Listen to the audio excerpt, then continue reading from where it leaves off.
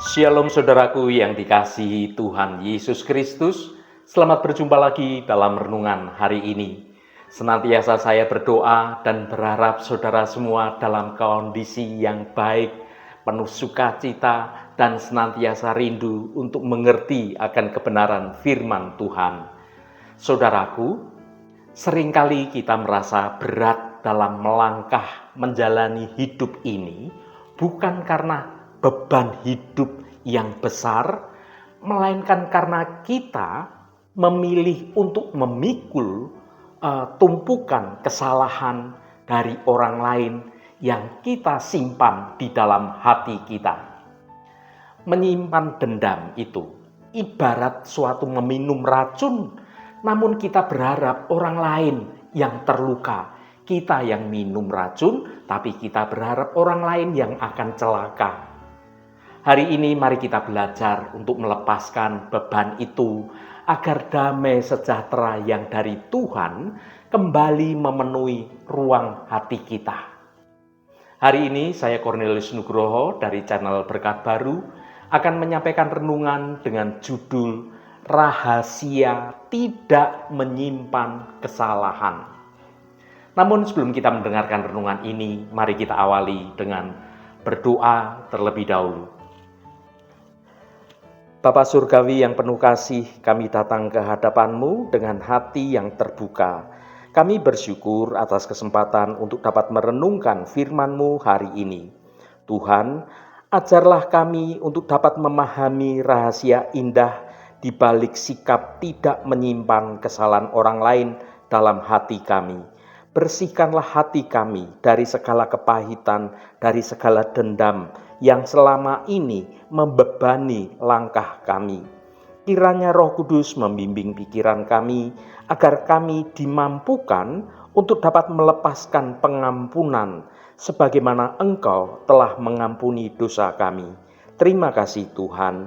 Dalam nama Tuhan Yesus Kristus kami berdoa. Haleluya. Amin. Saudaraku yang terkasih, pernahkah Anda merasa bahwa ingatan Anda bekerja dengan sangat luar biasa ketika menyangkut kesalahan orang lain? Kita mungkin lupa di mana kita meletakkan kunci motor, atau kita lupa ulang tahun dari teman kita.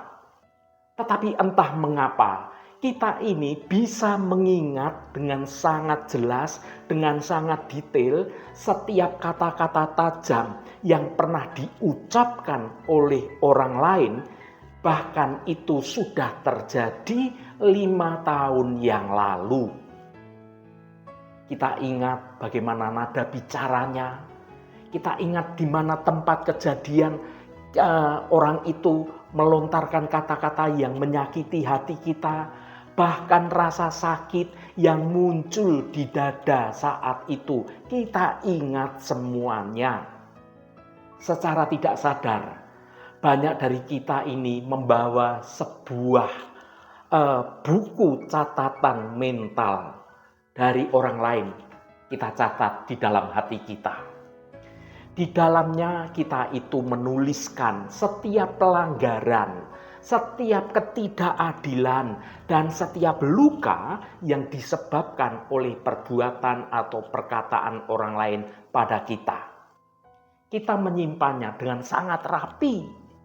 Dan sewaktu-waktu ketika terjadi benturan atau terjadi gesekan dengan orang itu, maka kita membuka kembali lembaran lama itu untuk membuktikan bahwa yang bersalah adalah orang tersebut. Mari kita baca firman Tuhan pada 1 Korintus pasal 13 ayat 4 sampai ayat 7.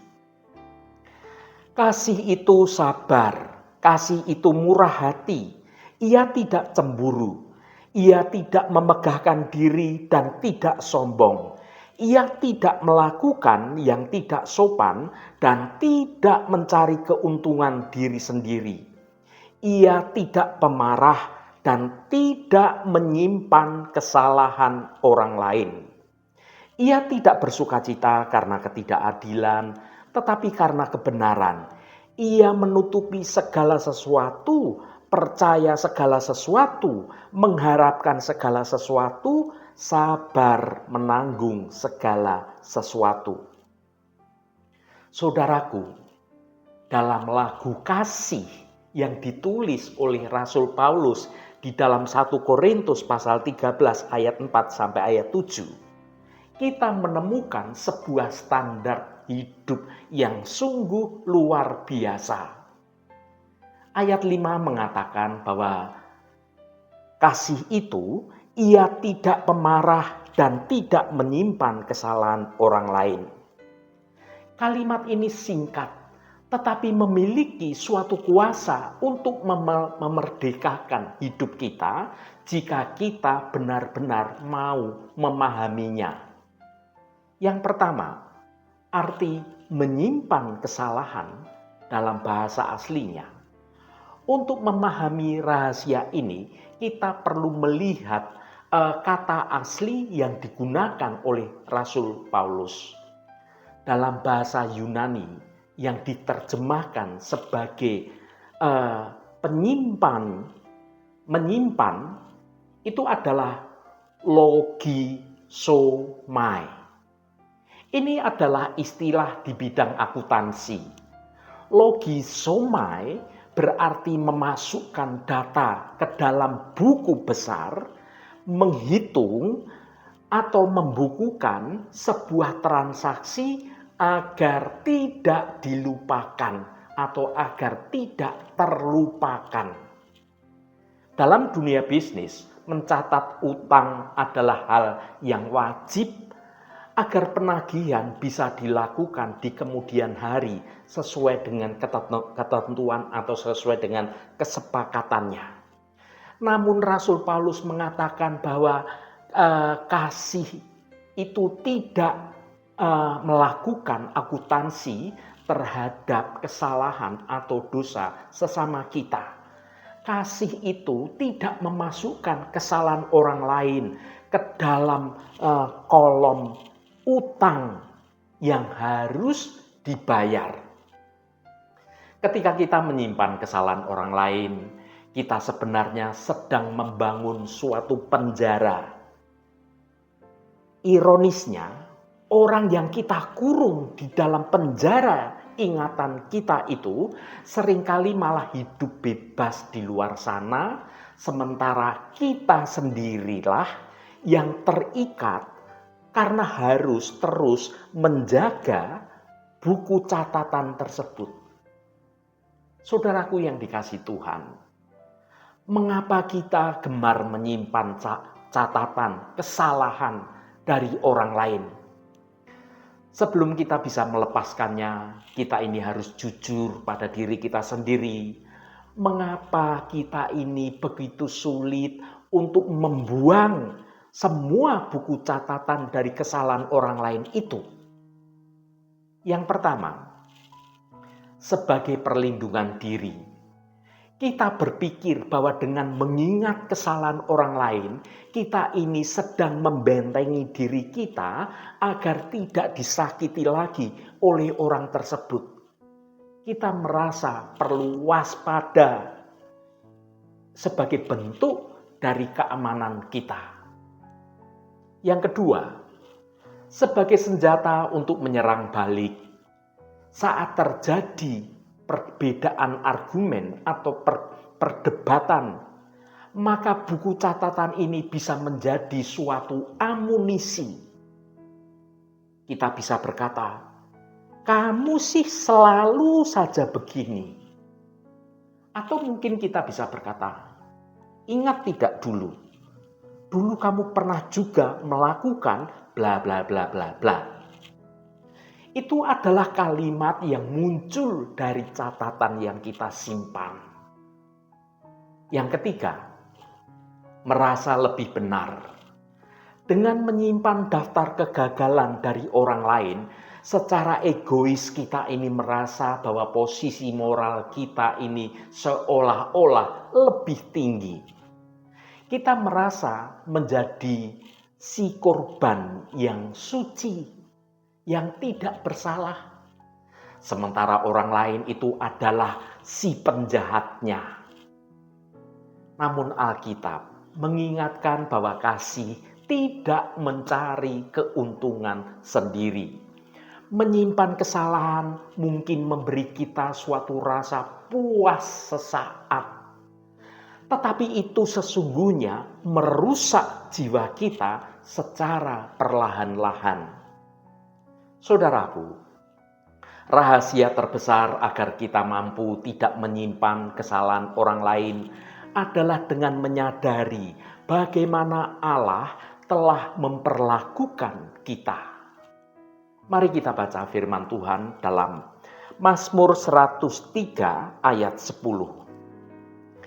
Tidak dilakukannya kepada kita setimpal dengan dosa kita, dan tidak dibalasnya kepada kita setimpal dengan kesalahan kita. Bayangkan jika Allah memiliki buku catatan untuk setiap pikiran buruk kita, setiap motivasi kita yang salah, dan setiap kegagalan yang pernah kita lakukan. Maka tidak ada satupun dari kita ini yang sanggup untuk berdiri di hadapan Tuhan. Namun melalui pengorbanan Yesus Kristus di atas kayu salib, Allah telah melakukan sesuatu yang sungguh luar biasa. Allah sudah menghapus dan bahkan membuangnya jauh-jauh semua catatan utang kesalahan kita. Dalam Kolose pasal 2 ayat 14 dikatakan bahwa Dia telah menghapuskan surat utang yang mengancam kita dan menyalibkannya. Allah itu tidak hanya mengampuni kita, tetapi Dia Tuhan itu sudah memilih untuk tidak mengingat-ingat lagi setiap kesalahan kita, setiap dosa-dosa kita. Ini bukan berarti bahwa Allah itu mengalami suatu amnesia.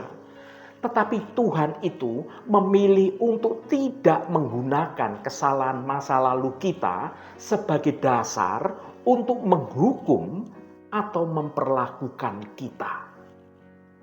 Jika Tuhan yang Maha Suci saja bersedia membuang buku catatan kesalahan dan dosa kita, siapakah kita ini yang merasa berhak menyimpan buku catatan kesalahan orang lain pada kita?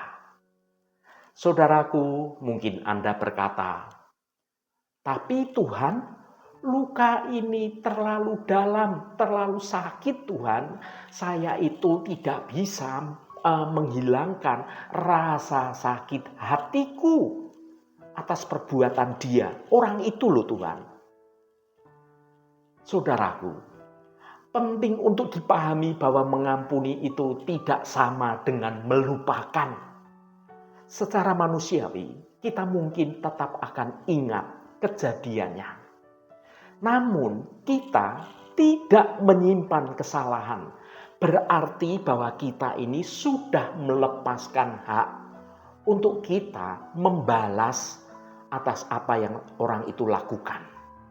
Kita memutuskan untuk tidak lagi membawa kejadian itu atau peristiwa yang menyakitkan itu dalam interaksi kita dengan orang tersebut. Terutama saat kita berinteraksi dengan Tuhan, kita ini tidak menyimpan sesuatu hal tentang kesalahan atau dosa dari orang lain. Kita sudah membereskannya karena kita sudah melupakan dan membuangnya. Bagaimana kasih Tuhan memampukan kita? Yang pertama, kasih itu sabar dan murah hati. Frasa yang berkata, kasih itu sabar, kasih itu murah hati. Kesabaran memberi suatu ruang bagi orang lain untuk berproses dalam menjalani hidup ini. Saat kita menyadari bahwa kita pun adalah manusia yang seringkali melakukan kesalahan, seringkali melakukan kegagalan, dan kita butuh kesabaran dari orang lain juga, maka kita akan menjadi lebih murah hati dalam menutup buku catatan tersebut. Yang kedua, kasih tidak mencari keuntungan diri sendiri. Frasa yang berkata, ia tidak melakukan yang tidak sopan dan tidak mencari keuntungan diri sendiri. Ketika fokus kita bukan lagi tentang hak saya atau harga diri saya yang terluka, melainkan tentang kemuliaan Tuhan dan juga pemulihan suatu hubungan, maka beban itu untuk menyimpan kesalahan itu akan terangkat. Yang ketiga, kasih menutupi segala sesuatu. Frasa yang berkata, ia menutupi segala sesuatu, percaya segala sesuatu, mengharapkan segala sesuatu, sabar menanggung segala sesuatu. Kasih itu tidak memamerkan kesalahan orang lain untuk mempermalukan mereka. Kita tidak menceritakan kejelekan atau kesalahan orang lain kepada orang-orang yang tidak ada kepentingan sama sekali. Kita hanya untuk diri kita, dan catatan itu sudah kita buang. Karena hubungan kita sudah terjalin kembali dengan baik dengan orang itu. Kita mengampuni orang itu. Saudaraku, ketika kita ini dapat berhenti untuk menjadi akuntan dosa bagi orang lain, itu adalah suatu kemerdekaan yang sungguh luar biasa yang kita alami. Kasih itu berusaha melindungi martabat orang lain sambil kita tetap berdiri di dalam kebenaran Tuhan. Yang pertama, kesehatan emosional. Kebencian dan dendam adalah racun bagi tubuh dan jiwa kita. Maka melepaskan catatan kesalahan itu adalah suatu cara terbaik untuk menyembuhkan luka batin kita, untuk menyembuhkan stres dan juga kepahitan yang ada dalam hidup ini. Yang kedua, pemulihan hubungan. Baik itu pernikahan, baik itu persahabatan atau persaudaraan, baik itu dalam keluarga atau di dalam gereja, hanya bisa bertahan jika ada penghapusan utang kesalahan secara rutin. Artinya kita ini mudah memberi maaf kepada orang lain. Tanpa pengampunan yang tulus ini, maka hubungan akan menjadi suatu transaksi yang sungguh melelahkan dalam hidup kita. Yang ketiga, kesaksian bagi dunia. Dunia ini dipenuhi dengan budaya membalas dan menghakimi. Ketika orang Kristen mampu menunjukkan kasih yang dengan tidak menyimpan kesalahan orang lain, maka kita ini sedang memancarkan cahaya Kristus yang paling terang dari hidup kita. Saudaraku, bagaimana langkah praktis merobek lembaran lama, catatan tentang kesalahan orang lain dalam hidup kita? Jika saat ini Anda merasa masih memegang buku catatan terhadap pasangan Anda, terhadap orang tua Anda, atau mertua Anda, atau teman Anda, atau saudara Anda, atau rekan kerja Anda, maka ambillah langkah iman hari ini juga. Yang pertama, akui di hadapan Tuhan. Katakan bahwa Anda itu telah membawa beban kepahitan tersebut dan Anda merasa kelelahan dalam menjalani hidup ini. Yang kedua, lihatlah salib. Ingatlah betapa banyak hutang kita, hutang Anda itu yang sudah dilunasi oleh Kristus Yesus Tuhan kita. Yang ketiga, putuskan untuk berhenti mengungkit setiap kali memori buruk itu muncul dalam pikiran kita atau dalam hati kita. Jangan beri makan dengan kemarahan Anda. Katakan pada diri Anda sendiri, ya, masalah itu sudah selesai di bawah kasih karunia Tuhan. Anda mengucapkannya dengan tulus hati. Yang keempat, berdoa bagi orang tersebut. Sulit untuk tetap membenci seseorang yang namanya kita bawa dalam doa yang tulus di hadapan Tuhan. Saudaraku, ingat, Tuhan itu menyelidik sampai kedalaman dasar hati kita. Saudaraku yang diberkati Tuhan, rahasia untuk tidak menyimpan kesalahan bukan terletak pada kekuatan kemauan kita, melainkan pada kepenuhan kasih Tuhan dalam hati kita.